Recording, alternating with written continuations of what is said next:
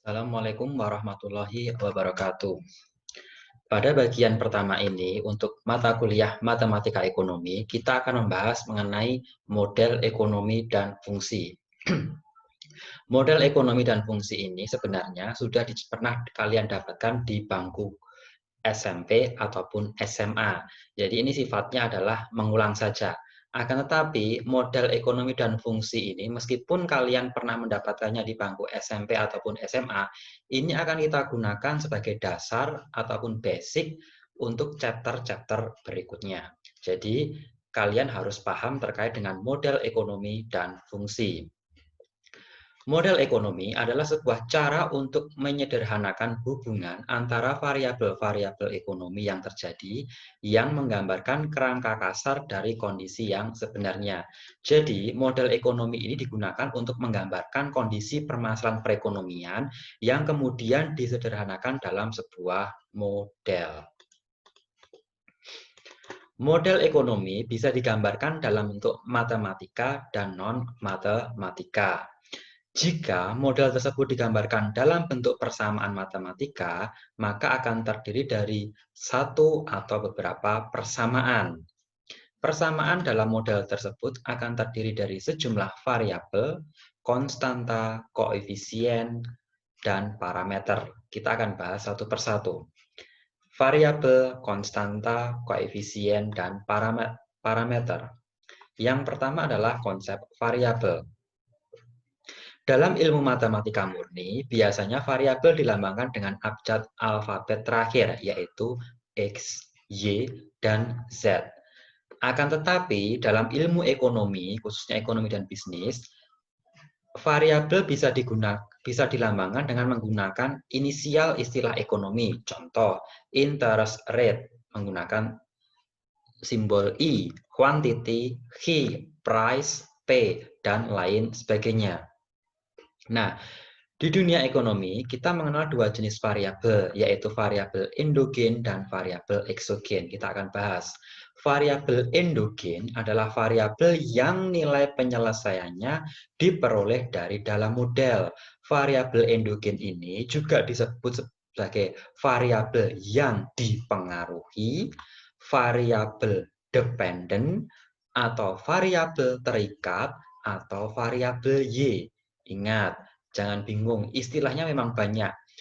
Bisa disebut variabel endogen, variabel yang dipengaruhi, variabel dependen, variabel terikat, atau variabel Y. Jadi jangan bingung. Sementara itu, variabel eksogen adalah variabel yang nilainya diperoleh dari luar model atau sudah ditentukan berdasarkan data yang ada. Nah, variabel eksogen ini istilah lainnya adalah variabel independen atau variabel bebas atau variabel yang mempengaruhi atau variabel X.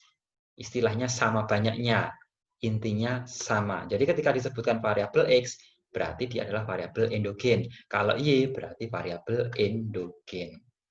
Contoh, di sini ada dua persamaan. Y adalah variabel endogen.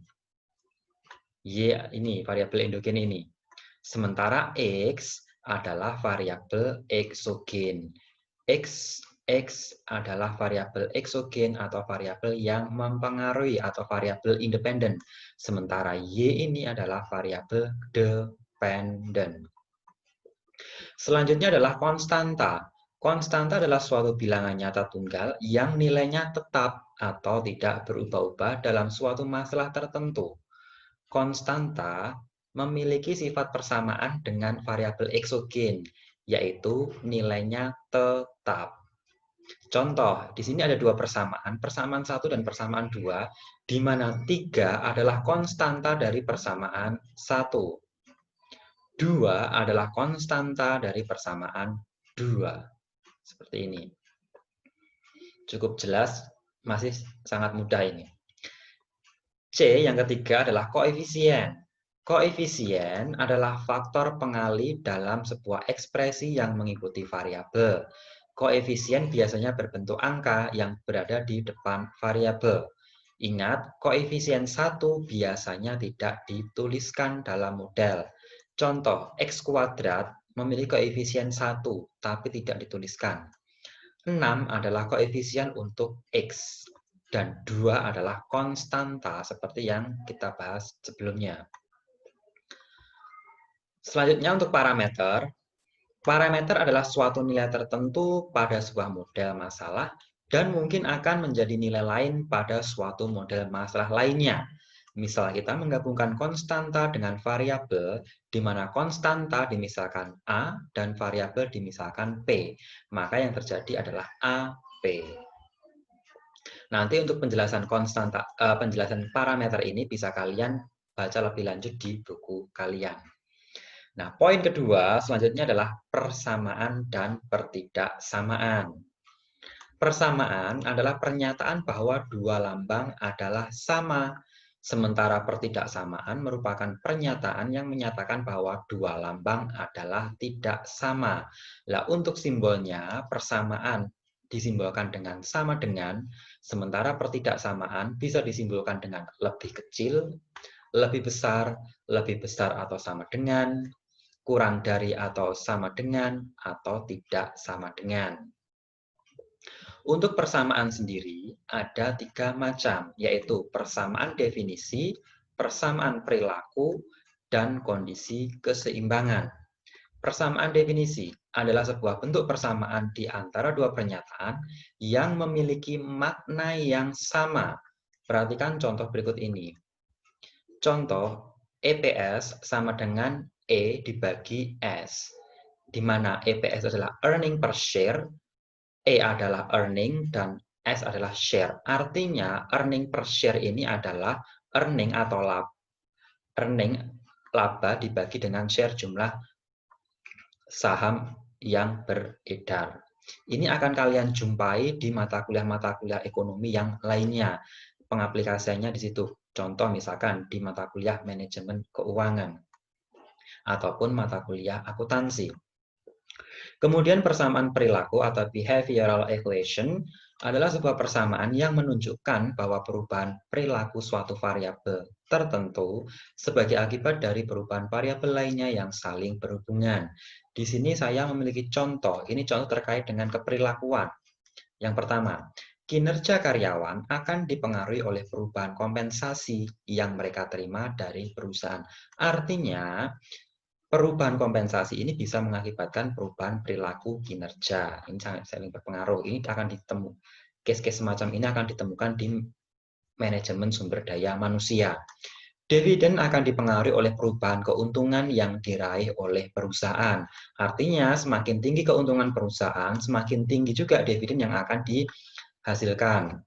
Lainnya, contoh-contoh dalam mata kuliah manajemen keuangan. Ini adalah contoh dari persamaan perilaku, behavioral equation. Yang ketiga adalah kondisi keseimbangan. Adalah sebuah persamaan yang menggambarkan prasyarat untuk mencapai keseimbangan tertentu atau equilibrium. Contoh, aktiva sama dengan pasiva, HID sama dengan HS.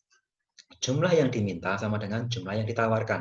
Nah, untuk poin 3 ini, kondisi keseimbangan ini biasanya digunakan pada ekonomi mikro ataupun ekonomi makro. Untuk chapter-chapter berikutnya, kita akan banyak menggunakan kondisi keseimbangan ini. Terutama aplikasi HID sama dengan HS dan PD sama dengan PS.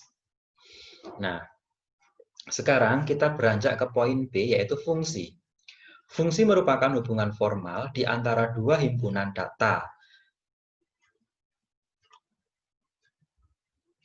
Jenis fungsi yang biasa ditemukan dalam matematika ekonomi adalah fungsi linier, fungsi kuadrat, fungsi kubik, fungsi logaritma, dan fungsi eksponen. Meskipun ini nanti kita akan menggunakan fungsi, tapi hanya beberapa fungsi saja yang akan kita pelajari. Yang pertama adalah fungsi hubungan. Nah, ini adalah salah satu contoh bentuk penulisan fungsi. Y sama dengan Fx.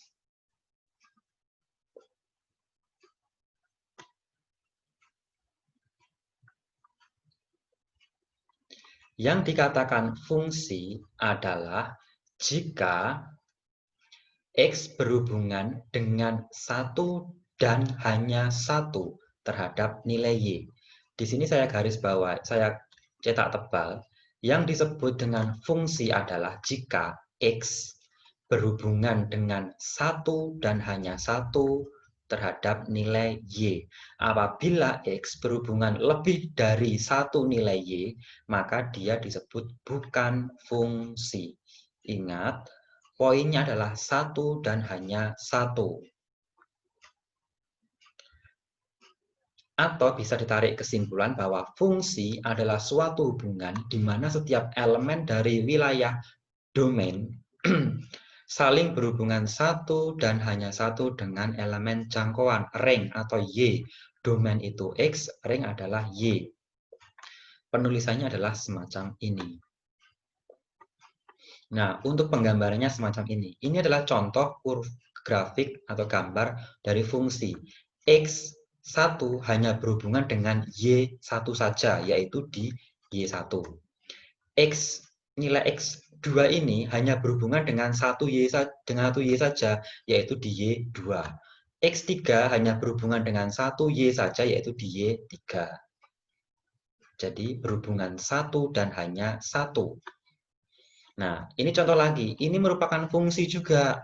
Meskipun Y-nya cuma 1, X-nya ada 2. X1 hanya akan berhubungan dengan Y1. X2 hanya akan berhubungan dengan Y1. Maka disebut fungsi. Setiap X berhubungan 1 dan hanya 1 dengan nilai Y. Sesuai dengan konsepnya. Nah, ini gambar 1.3, ini bukan fungsi. Kenapa bukan fungsi? Karena X, domain, berhubungan dengan lebih dari satu Y atau ring. Lihat saja di gambar. X1 berhubungan dengan Y1, Y2, dan Y3. Berarti tidak berhubungan dengan satu elemen ring, maka disebut bukan fungsi. Jelas ya, fungsi itu jika berhubungan satu dan hanya satu wilayah ring atau Y, tapi kalau bukan fungsi, domain berhubungan lebih dari satu ring, yaitu Y ini. Selanjutnya adalah sistem koordinat Kartesius. Ini mungkin sudah pernah kalian dapatkan di bangku SMP dan SMA. Ini adalah bidang Kartesius. Ada sumbu X, ada sumbu Y. Kuadran 1 nilainya positif-positif, kuadran 2 nilainya negatif-positif, kuadran 3 nilainya negatif-negatif, dan kuadran 4 nilainya positif-negatif. Nah, ini contohnya, contoh penggambaran ini nanti akan kita gunakan di chapter-chapter berikutnya. Titik A yaitu X, Y memiliki nilai positif-positif. Titik B negatif-positif. Titik C di kuadran 3 negatif-negatif. Dan titik D di kuadran 4 positif-negatif.